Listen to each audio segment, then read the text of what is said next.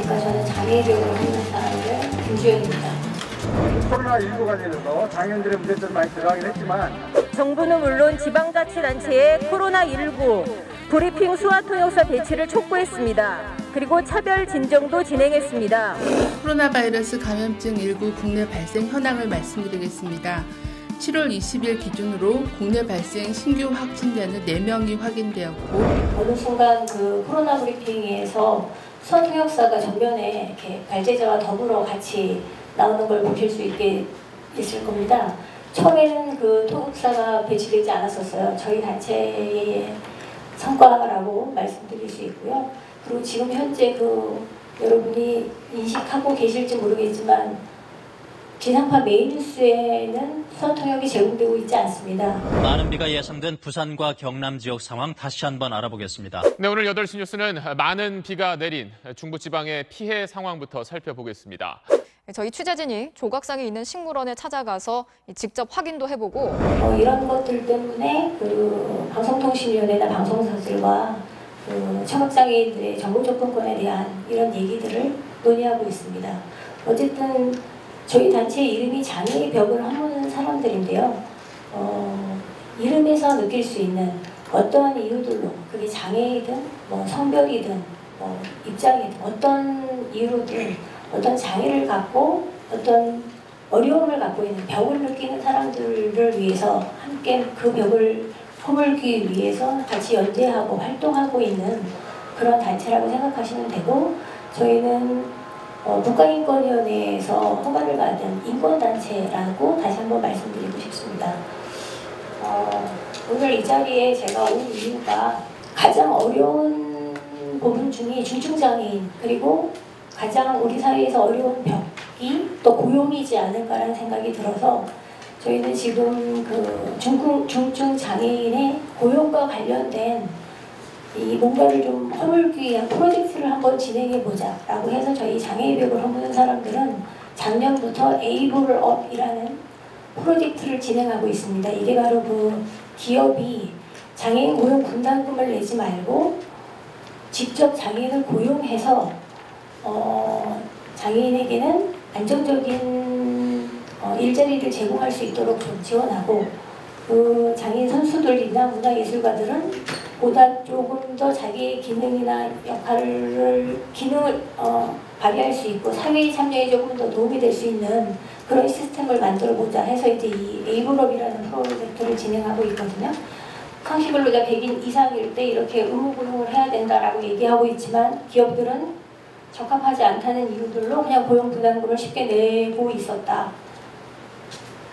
그러나 이석산 센터장님 말씀하신 대로 장애인에게 아니 일반 사람들도 비장애인들도 건강을 위해서 오래 살기 위해서 운동을 해야 한다고 얘기하는 이 시대에 장애인들에게 이 운동이 얼마나 중요하고 그리고 사회적 비용이 얼마나 줄어드는지는 우리가 그냥 예상을 해봐도 알 수 있는 부분이라고 생각이 들어요.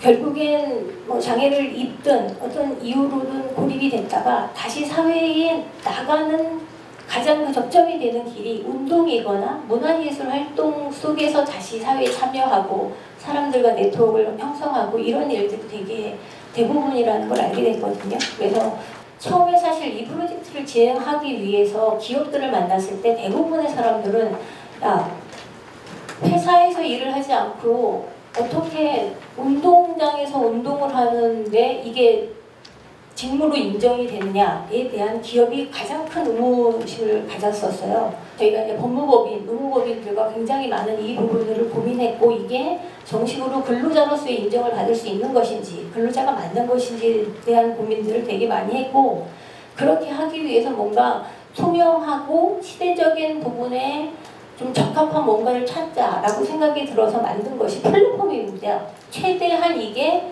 공식화되고 투명하게 운영될 수 있는 방법들에 대해서 이제 고민을 하면서 이런 웹도 만들고 앱 페이지에서도 만들고 기업에서도 선수들이나 예술가들이 활동을 하고 있다는 게 증명도 되고 스스로도 어떤 활동을 할 수 있다는 것을 홍보도 되고 장애인 선수들의 뭐 게임, 대회 출전 그리고 어떤 그림 뭐 이런 것들이 다 이 플랫폼을 통해서 사회의 사람들과 그리고 기업들과 그리고 이거에 대한 관심이 있는 모든 사람들에게 다 이렇게 같이 보여지고 함께 참여할 수 있는 공간으로 이 플랫폼을 만들었고, 저희는 제가 이제 방송으로 장애인과 관련된 다큐멘터리나 프로그램을 만들었다고 말씀드렸는데, 이 플랫폼은 결국에는 이 장애에 대한 인식 개선, 그리고 장애력을 허무는 사람들이 갖고 있는 인권에 대한, 사회적 약자에 대한 인권 개선, 인식 개선의 모든 것들이 다 여기에서 이루어질 수 있다는 생각이 들어서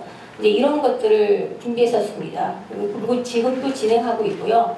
장애인 선수와 예술인은 한 25명 정도 있고, 저희 A그룹과 관련돼서 선수들의 뭐 개인 프로필 영상, 뭐 거기는 국가대표 선수부터 시작해서 생활체육인까지 그리고 다양한 종목의 선수들이 같이 있습니다. 거기에 한 89개 정도의 선수들 영상이 올려가 있고요.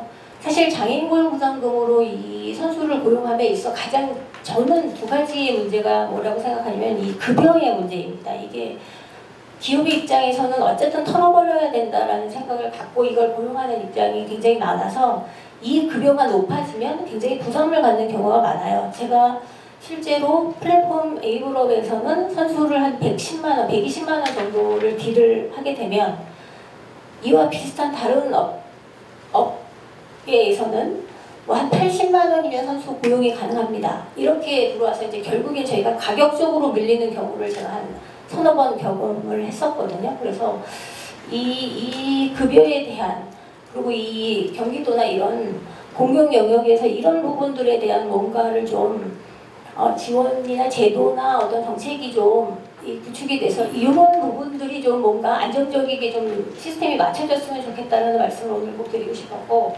그리고 이제 활동은 사실 이게 이제 단기 계약 근로입니다. 가장 취약한 게 선수들은 끊임없이 이거 한번 고용되면 2년 있다가 정규직이 됩니까? 라고 물어보는 경우가 되게 많은데, 아시겠지만 운동선수들은 기간제법이라는 게 있어서 일반 실업선수들도 마찬가지지만 그 연봉 계약을 하고서 계속 그냥 되는 거잖아요. 근데 이런 분들 때문에 지금 현재 장애인 스포츠 선수나 문화예술가들은 매년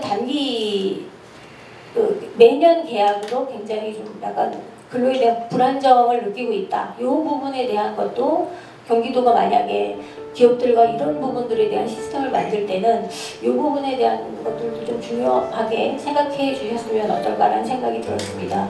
장애인들에게도 일을 하고 정정당당하게 돈을 제대로 받아야 된다라는 어떤 우리 사회의 전반적인 인식의 변화, 이런 것들이 경기도에서 시작이 되고 저희도 이제 거기 일조하고 어쨌든 그런 마음으로 오늘 이 자리에 왔습니다. 감사합니다.